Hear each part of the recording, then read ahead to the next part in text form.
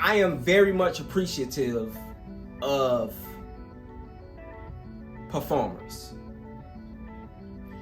People who actually studied the craft, who went out there, they took their chemistry, they alchemized these beautiful scents, these elements, and they made close to perfection when it comes to a scent. I love the stories behind them. And once I captivate a story behind specific perfumery to create this masterpiece of fragrances, I will go out and purchase. Now, when it comes to a niche, will I blind buy? Absolutely not. When it comes to some designers, so let's be honest, some of these designers are charging niche prices for nothing. When I say for nothing, I mean for nothing. They charging niche prices for nothing. Designer drops, call it inflation, call it what you want. The designer drops are coming up to your 180s. They're dropping at the 180s. I paid, I'm not even sure how much I paid for this. I want to say I paid 180 for this Paco Rabanne Night Elixir, 1 million. I think I paid 180 after shipping and handling because I was in the email line waiting for this to drop in the US. I didn't go out on the UK site and buy it before everybody else had it because then I didn't even have a channel. So it wasn't even a point. I knew I was going to get it when I was going to get it, right? Just like I'm hearing talks of they have another 1 million elixir, and I'm not sure what that 1 million is called just yet, but I'm going to look into it. I'm going to get it. If they drop it in the US, I'm going to get it as soon as they drop it in the US, but I'm not going to go out and purchase it. I don't want it that bad. You understand what I'm saying? So, Spre'Jefe Speaks. The journey is the journey. Wherever you are in your journey, whether you got 5 fragrances, whether you have 50, 500, 5,000, the journey is the journey. We all start somewhere. We all have our phases to which you buy fragrances in accordance to season, to reason, to influence, which most of us, we buy it in accordance to influence. We all watch those TikTok videos where the dude in the grocery store and he got 3 women walk by him and talking about how he smells so good. He's being a salesman. He's selling a product. But at the same time, you're intrigued. You're like, hold on. Let me see what they're talking about. Let me click on this TikTok shop and see what they're talking about. And then you get it, and if it's real, it's real. If it's not, you move on. And you stick to what you have. But I just want to make sure nobody jumps out the window and put themselves at an economic disadvantage because you think that you are behind when it comes to your collection. Your collection is your collection, and your collection is going to build, let it build organically. If you get a bag and you want to go ball out, do what you got to do. I'm happy for you.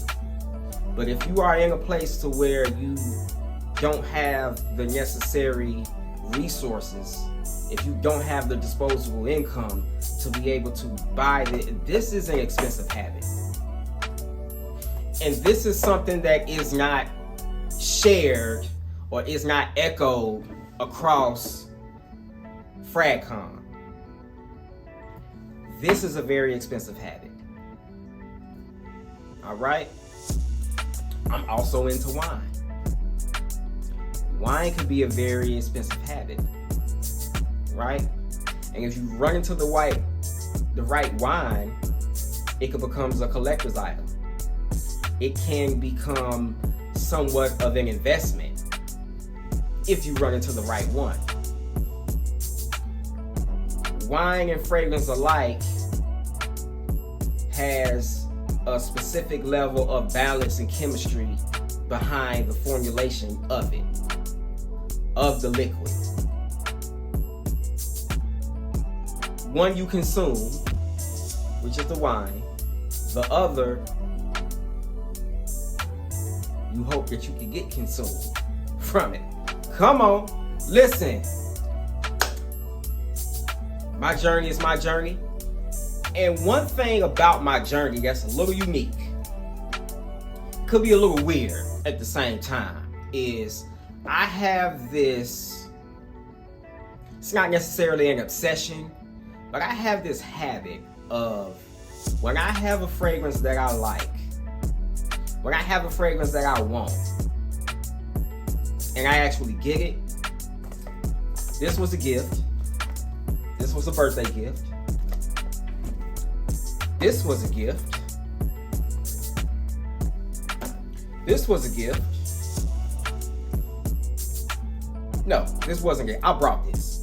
This is actually my last pickup because I had a small bottle of this.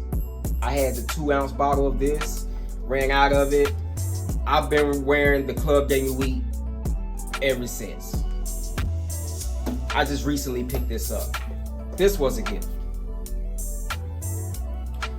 So I have this obsession, habit, that I don't like to open my fragrances when I get them. I've had this the longest. I want to say I've had this close to a year. Haven't opened it. I've had this close to a year. This is Black Afghano by This is Black Afghano by Nasomato Parfums. And this is the EEP. This, at the time I brought this, and I actually, this was gifted to me, actually. And this was a pretty penny.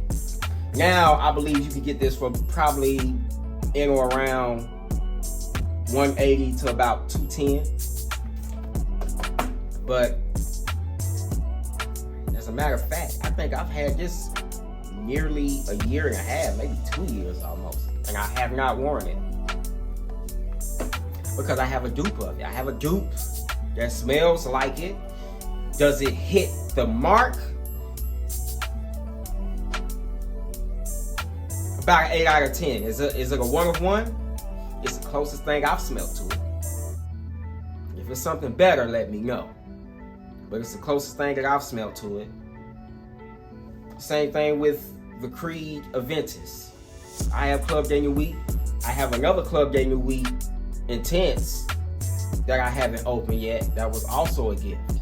And it's the big 6.8 ounce bottle. I have about 2 dupes of my MFK Oud Satin Mood that I absolutely love, which was also a gift. I have a dupe of it.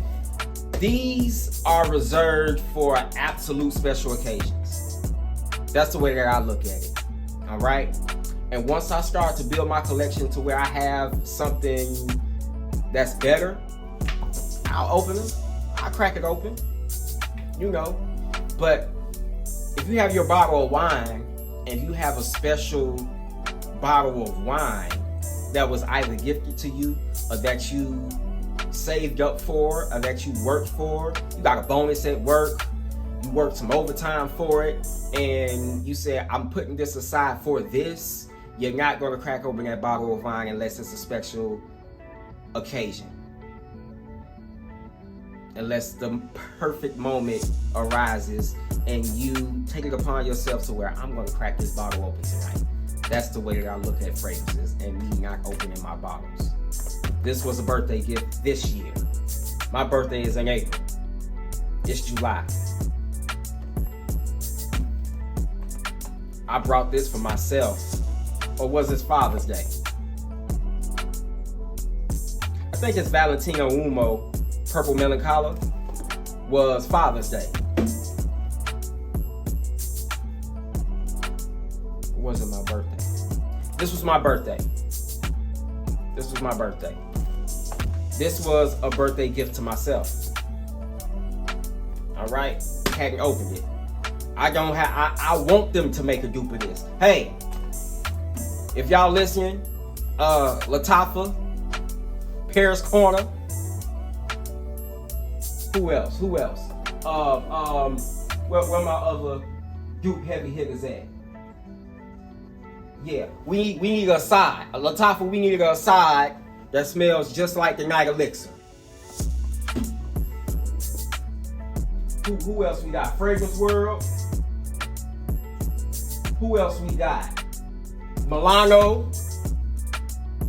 I have, so the only 1 million that I don't have is the 1 million Privé. I don't have the 1 million Privé. The one that's discontinued, of course, that they're selling on eBay for $500 for nothing. I got a dupe of it. That dupe is damn near 1 of 1. And I wear it. I need to slow down on it. It's hot where I am down here in the South. You know, I move around quite often, so I'm not wearing it. But on those cool nights, it's on. Spre'Jefe gonna do what he does. And you gonna smell where I was. You understand exactly what I'm saying, conveying. Spre'Jefe Speaks. Hey, listen. I'm done with my little rant for the day. Everybody, I appreciate you guys watching. Make sure you like, comment, subscribe, man. Hit that bell so I can tell what needs to be told and sell what needs to be sold. Peace.